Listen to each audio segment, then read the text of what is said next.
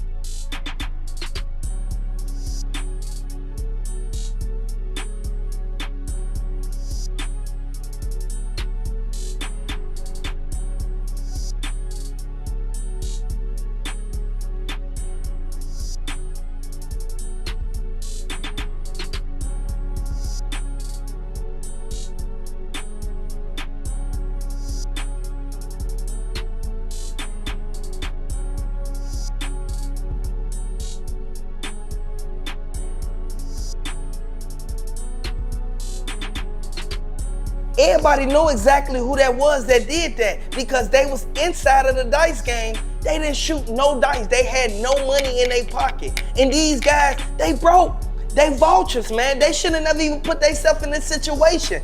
If you knew that Duke the Jeweler was coming out there for Boosie, why would you even pull it on him? You should have never even did that to Duke the Jeweler, and the feds wouldn't even be mentioning their names.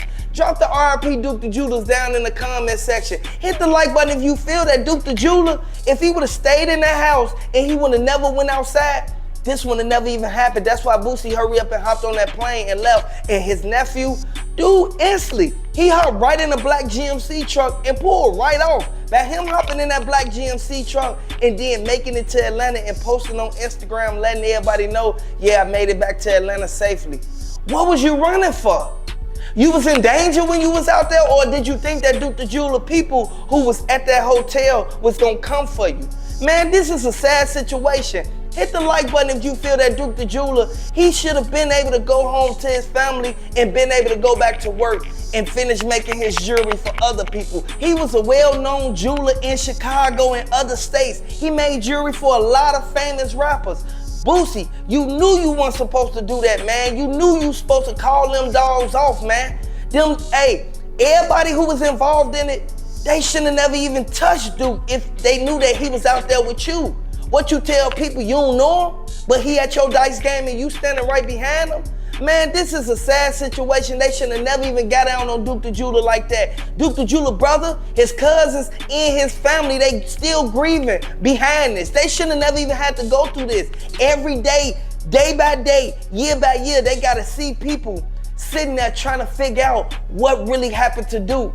Man, this is why the feds don't play no games. The feds got a 99% conviction rate, and they gonna come and get every last person who was involved in it. You can't think that your name ain't gonna get mentioned in this situation. If you weren't there, you should have told them something, man. And everybody know for a fact Duke the Jeweler, he had 3 cell phones on him, man. One of his cell phones was in his truck, and he had 2 cell phones on him.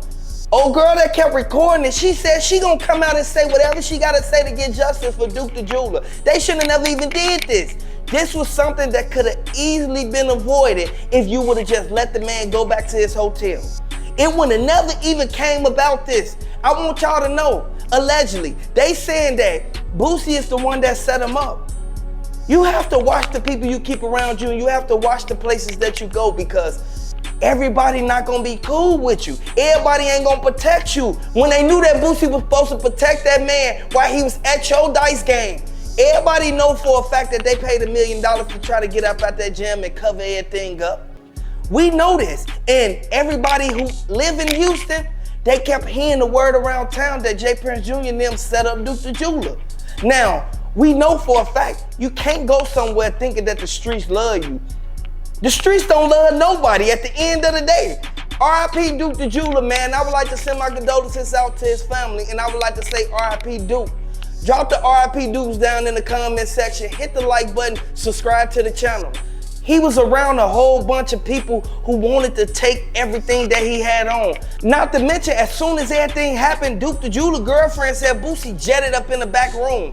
What did he go in the back room for? His homies kept telling Boosie, what happened, what's wrong? They left the girl inside of the dice game while Duke the Jeweler went out to the car by himself. That nigga gonna have $500,000. What are you here for?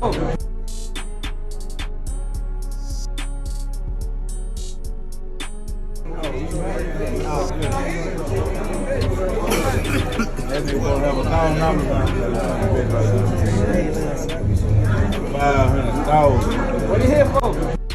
They only paid her $5,000. By them even paying her $5,000, it made it seem like you was trying to make her be quiet and not say what really went down. But for y'all to separate them two, it goes to show that it was a setup. Boosie ran right in that room and he instantly started going through the bags. You knew Duke the Jeweler had $1 million and more worth of jewelry in that bag. This is a sad situation, man. I would like to send my condolences out to Duke the Jeweler family.